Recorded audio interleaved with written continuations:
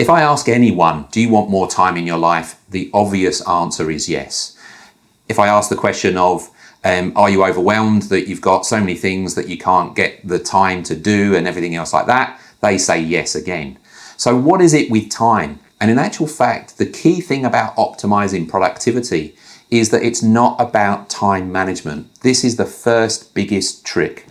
The first thing that we need to do is we actually need to step back and we need to look at what expectations that we actually have in our life.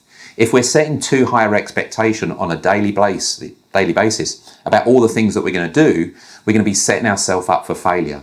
So the first thing that we critically need to do is actually sit back and have a more realistic expectation of ourselves about what we're going to achieve in our personal life and our professional life and everything else like that. Just changing your viewpoint around that can be fundamental in actually taking the pressure off yourself. Because I like to say is that if you lower your expectation, suddenly everything becomes a whole lot easier. Or on the flip side, if you have too higher expectations, suddenly everything becomes very, very complicated. So the next thing is actually that once you kind of manage your expectations a little bit better, it's actually about looking after your own energy. Because the thing is that if you're turning up to all these activities that you need in your life and everything else like that, and you're depleted of mental energy, of your emotional energies absolutely sapped, you may be even feeling physically kind of exhausted or spiritually exhausted, that you're losing that sense of self. You are losing that sense of connection about why are you actually doing any of these things anyway. So you need to focus on looking after your own energy. So just consider for yourself right now, where are you setting expectations too high, that things that don't actually need to be done, so you're making your life more complicated than it needs to be? And secondly, are you looking after yourself? Are you eating right? Are you sleeping right? Are you planning your days out so that you've got the mental clarity that you need on a daily basis? So they're the two first fundamental things, because after you do that, then you get to, okay, I've got these things that are important in my life. I'm setting a realistic expectation. I'm managing my energy. I've still got these things. And Robin, I still don't have enough time. And this is where I'm going to call the bullshit card on you, because we all have time. The key thing is that when someone says, I didn't have time to do that, what they're actually saying to you is that that wasn't a high enough priority for me. Yeah. So for instance, when I used to work and high pressure job and everything else like that, if my wife called me twice on the phone, I always took that call regardless of whoever I was with. Once I was with the Premier of Victoria, my phone went twice and I actually said, I'm sorry, Premier, I've got an emergency call that I need to take. It's a personal matter. He absolutely said, not a problem, do that. Because he understood, he was a father and a parent and, partner and family members, and he understands that. So we need to realize that in actual fact, it's about priority management. But this isn't about the basics of priority management. What I actually want you to do is become really conscious of how you're actually spending your time. Because there's two kinds of time that I think that we have. We have reactive time and we have proactive time. Proactive time is that time that we have where we're really conscious about what we're doing. And when we're doing that, we're right on cue and we achieve. And this proactive time, for instance, can be as simple as, I was talking to my clients about spending time with my son, that he wanted me to read with him. And so I could listen to him read to just kind of be there and doing things. But I didn't. I said, okay, let's sit down and let's do this. I sat there for 10 minutes, really purposely, proactively with him doing it. 10 minutes, you should see the smile on his face. Like it had such a dramatic, improved impact on him by me really consciously deciding to spend that proactive time with him, just individually, without kind of any of the other distractions. And I'll give you a little model about that in a second. But that's about proactive time. I am going to do this. I'm focused on it and I've declared it as something important that I'm going to dedicate my time and my mental energy to. So what's the flip side? The flip side is reactive time. Reactive time is, for instance, at the computer. You go to computer and then you get these little pop-ups kind of come up and you go, oh, I'll deal with that email. I'll deal with that. I'll deal with that. You're just doing email kind of management. But it's reactive because as it's coming in, you're dealing with it. You get to the end of the day and you don't think that you've actually achieved anything.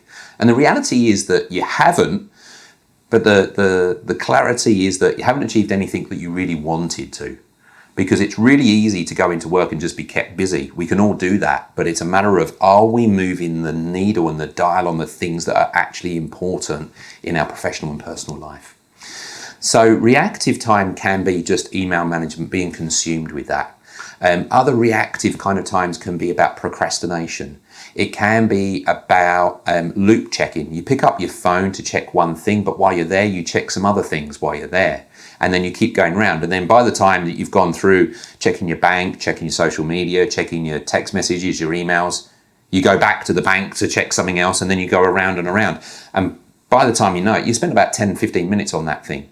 Or even I spoke to a client just recently, I said about loop checking, and I said, how long you spend? It's probably a 5 minutes. And she was like, no, it's really about 15.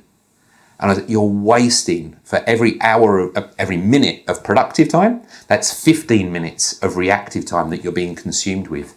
Another client, Netflix was his thing. Another client, it was YouTube.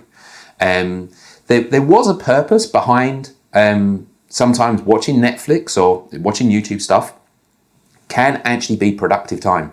So for instance, for me, when I'm absolutely exhausted, I kind of come home, and Friday nights are normally a good night where I actually say proactively with my wife, look, I just want to watch some TV. Let's watch a film to switch off and connect. That's productive time. That's not reactive time. That's productive downtime. We're gonna tools down for 2 hours, and we're just gonna watch some trash on TV, whatever it is.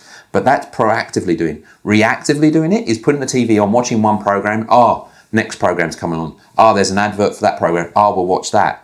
And before you know it, you spent 4 hours on doing something that you could have nailed proactively with just one. So I want you to consider for yourself, what are the reactive time generators for you? What is your thing that you do that you know that you're wasting time on? And actually flip it to make sure that you change the time that you gain from there to be more productive with the things that are really, really important for you. So just to finish off, there's one tool that I can give you that will really, really help. So once you've declared something that you really want to focus on, that you want to achieve, that you want to do, and we use the GOLF method, which is the G stands for set yourself a goal. What is it that you want to achieve within this time frame? And set a realistic one, obviously, as well. The next thing, which is O, which is create the optimal environment for you to work. So some people kind of go, I can't work from home, or some people are like, I can't work in the office. So go outside, work in a cafe, or if you're in an open plan office, go into a little cubicle or whatever. Set yourself the optimal environment. And the L is about limiting distractions. So sometimes the environment does that. So if you can go in a meeting room, you're limiting those distractions. But also, once you're there, say you're going to be reading reports or doing, say you're going to be reviewing some reports. Make sure you turn off your phone, turn off the little alert with your emails that keep kind of popping up, to limit those distractions so you can absolutely concentrate on delivering on that goal that you've kind of set yourself.